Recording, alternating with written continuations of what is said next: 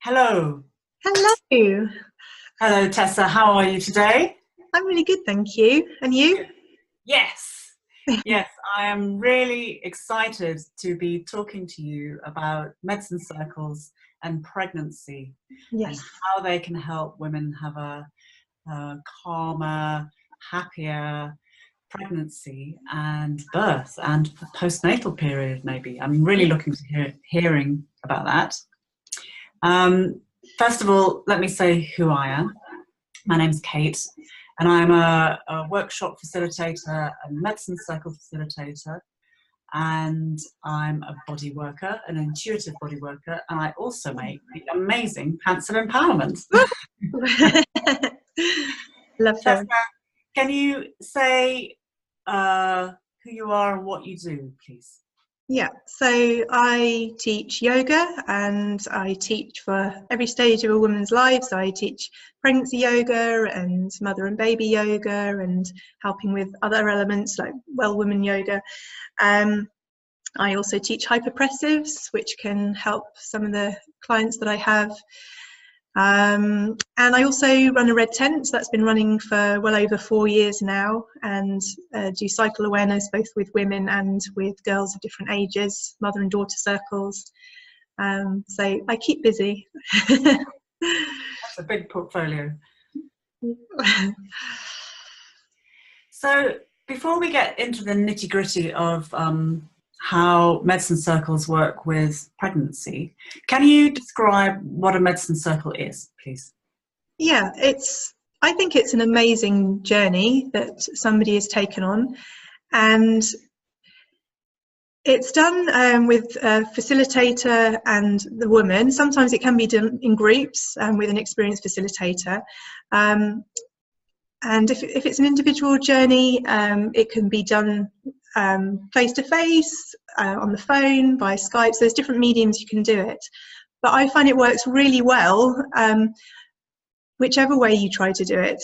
The facilitator is holding this beautiful safe space for the woman to really come into contact with her own wisdom. And I think that's what's so great about it. It's not something coming from outside, but the facilitator is just nurturing this space where you use the structure of the inner seasons, and we can kind of unpack that a bit more in a moment, to take this woman on a journey so that she can connect with the energy of each of these seasons and really see what needs to happen in terms of her self-care or connecting with her own authority, whatever it might be. It's just this beautiful process. It's not a visualization, it's not a meditation. It's there's this structure, but the wisdom comes from the woman going on that journey. It's so special. So what sort of benefits do pregnant women see from using medicine circles? How does it help them? Well, if we step back for a moment, as a pregnancy yoga teacher, I sometimes feel like I'm asking a lot of women who come into the class, because a lot of women, for whatever reason, it might be they hated PE at school, and or they've disconnected from their body through all sorts of things. It might be that sex education fed them a really negative message about pregnancy, about STDs, and so all these different things can lead to a disconnect. And in the pregnancy yoga, I'm saying to a woman, I want you to trust in your body. I want you to trust in pregnancy as a natural process. And that can be a huge journey for somebody to take. Whereas I think if girls had cycle awareness as they were coming up to their first period and learned about charting their cycle and understanding how their emotions, their energy levels were changing, that would prepare them so much better for coming to the pregnancy journey and to the birth. And my job as a pregnancy yoga teacher would be much easier in terms of the emotional kind of journey that people are going on, because that trust would already be there, I think. Yes. So in terms of how the medicine circle can help a pregnant woman, I think it just helps you to navigate where you're at with the pregnancy and help prepare for the birth, because you begin to see actually there is some experience you can draw on from your cyclical time. Although you're not having periods currently because you're pregnant, you can think back to how it was. You connect to the outer seasons. Even if somebody's had no cycle awareness before, the medicine circle can still work for a pregnant woman because she has the experience of the outer seasons. She can connect with that energy. You know, even though we're in winter as we're recording this, we can think of what summer is like. And perhaps, you know, in summer you tend to have more energy. You can tune into that feeling, and so that is very available to a pregnant woman, just in the same way as it is to a postmenopausal woman or a woman who's breastfeeding and her periods haven't come back yet. So it gives you a way, I think, of navigating the feelings that you've got, the energy levels that you have, and making sort of sense of it, and giving some guidance about how you can put some extra self-care in there. Perhaps now would be a good time to unpack what those seasons are in terms of the inner seasons. Yeah, so just briefly, we talk about the seasons. The inner winter is your menstruation. So day one would be when your flow starts. I mean, sometimes people have a bit of spotting before, but it's when you feel like the proper flow has started. If you're not cycling, it would be the new moon. And then the inner spring is the pre-ovulatory phase. The inner summer is the ovulation phase, and going into the inner autumn is premenstruum. So that's kind of a very rough structure. So ovulation or full moon is in the inner summer. And so it can just give people a way of thinking about how their emotions, their energies are changing through a month, whether it's because of your hormones or because the moon or whatever else is affecting you. Yes. And I love that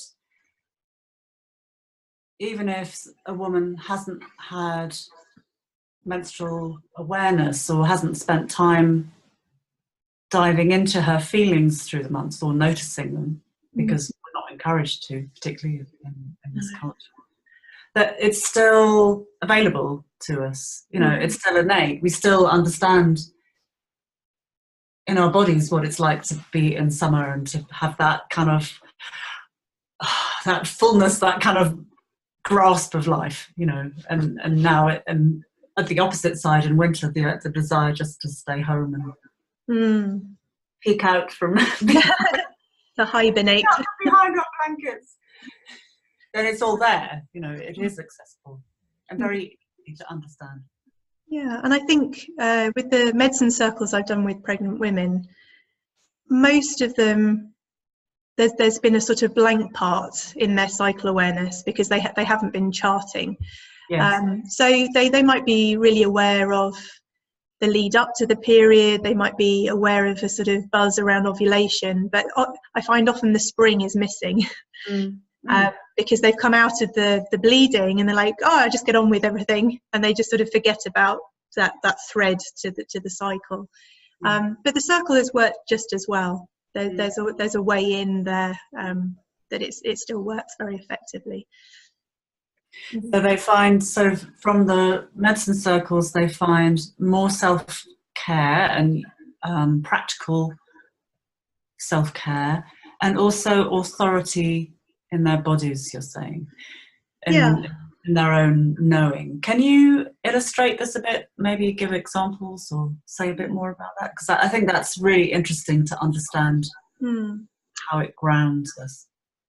So there was one lady I can think of who had decided later on in the pregnancy to have a home birth, and she and her husband had decided not to tell their parents on either side because they knew that they would just stress and not be very happy about that decision. And they'd been very positive about a home birth, but then in the final weeks, as I sort of did the medicine circle with her, she was having a little bit of a wobble. And I think partly just she just would have liked to have been sharing her preparations with her mum and her sister and so on. And as we went through the circle, she had lots of opportunity to really feel how there have been lots of times in her life when she she has had a strong opinion about something, a strong instinct about how to go about something, and she's been right in following that. And so that opportunity to really have this embodied experience of what it is when you followed your instincts and it's been the right thing to do, just buoyed her up. And by the end of the circle, you could see, even in her body posture, she was sitting tall, and you could see that her inner authority was burning bright. And she went into the birth, I think, just feeling very strong and empowered, which is what I want most out of the pregnancy yoga, about the medicine circles that I do with pregnant women. Yeah, fantastic. Yeah. And there's another example, this is really beautiful, where it was an unplanned pregnancy. And I think for a lot of the pregnancy, the woman had been worrying about the practicalities, about changing her life, about, she was unexpectedly going to be taking maternity leave and all these sorts of things. And afterwards, after the circle, she wrote to me and she said, I realised during the circle that I really wanted this baby. I already really loved this baby, because there was so much worry. There's also difficulties around the relationship with the baby's father. And she said that was the moment she realised she had already got a connection with this baby. And went into the birth in a very different position. And this is the beauty of the medicine circle, is creating this safe space where you can be with whatever wants to arise. Whatever difficult feelings sometimes, that we might be keeping a lid on because we're getting on with life, and just to allow that little bit of space and then be able to move through those, or kind of know what to do to tend to them, is just amazing. Oh, that's such a beautiful story. Thank you so much for sharing that. I can only imagine what difference it must have made to her as a mother and to the baby to birth from a place of welcoming, or welcoming the soul, that little soul, into the world, instead of birthing from a place of, oh my God. Yeah. I can feel my my pelvic floor closing. How am I going to do that? Yeah. Yeah, it's not going to make for a happy cervix. No. So when do you find it's best to do a medicine circle? What stage of pregnancy do you think it's most helpful? Well, mostly so far, I have done them in the 3rd trimester. I think that's because a lot of women are really at that point turning towards the birth, and they want to do everything they can to feel ready. And that works very well, but I have done it in each trimester. And very, different things can sort of come out of that. In the 1st trimester, it tends to be about navigating the uncertainty and the unknown and those sorts of things. So I think it works at any point. And in some ways, I think, if a woman's connecting with this process in the 1st trimester, there's more journey that she can cover with it. She can go deeper and deeper into the process in preparation. Because I think it's also reassuring women that, it might even be very simple things, that what helped them when they were having periods, if they were getting cramps or period pain, might be the same kind of things that helped them while they're still at home in the early stages of labour. Maybe it's always helped them, they've gone out for a walk in the fresh air, or maybe what they've really wanted to do is just snuggle inside the hot water bottle. And it's just trying to give the women some sense that even if this is a first baby, that there is some experience they can draw on. It'll be more intense because this is a real, rite of passage, but there is some knowing that they can tap into. Oh, beautiful! What a great resource. That's fantastic. So, that's my next question. So where do I find, well, I'm not going to be pregnant anytime soon, Tessa. I don't need to find it. Where can women find information about cyclical wisdom and medicine circles in pregnancy? Where do they go to? Well, I could come to my website, cyclicalwisdom.com, but I've also started a Facebook page to begin to share information about this. So I'm starting to write a blog series about this connection between cyclical wisdom and the pregnancy and birth, so that I can unpack it, because there's so much material there. So the first one is up there on surrender. I dived in deep, straight into surrender. Yeah.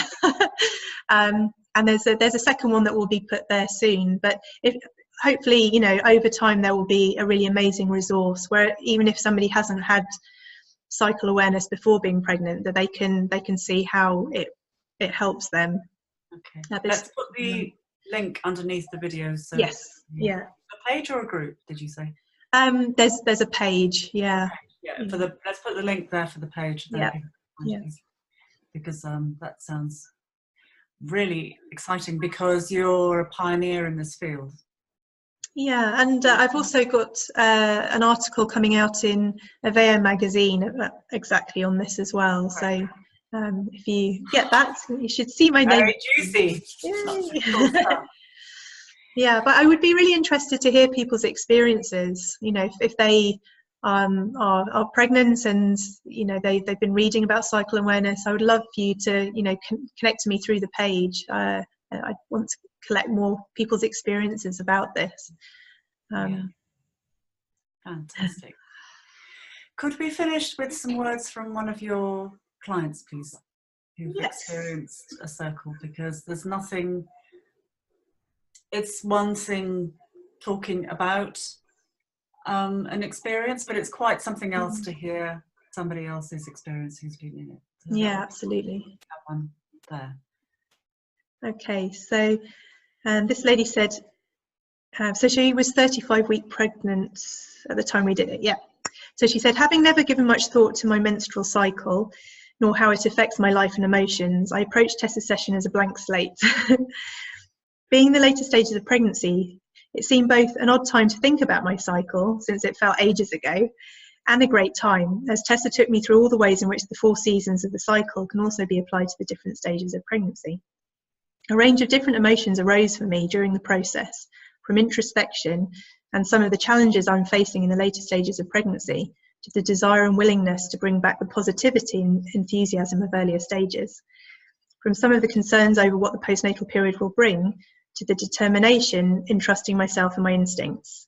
I also experienced deep joy for the upcoming birth and visualised the baby as a present I am longing to unwrap, and have deep gratitude for the support of my partner throughout the pregnancy. So it was very beautiful. Beautiful. Thank you so much for sharing that with us, Tessa. Oh, you're welcome. It's been so interesting to hear more about this, and I'm really looking forward to seeing this resource, this body of information grow as you collect it together. Thank you so much. Thank you for the opportunity to talk about it.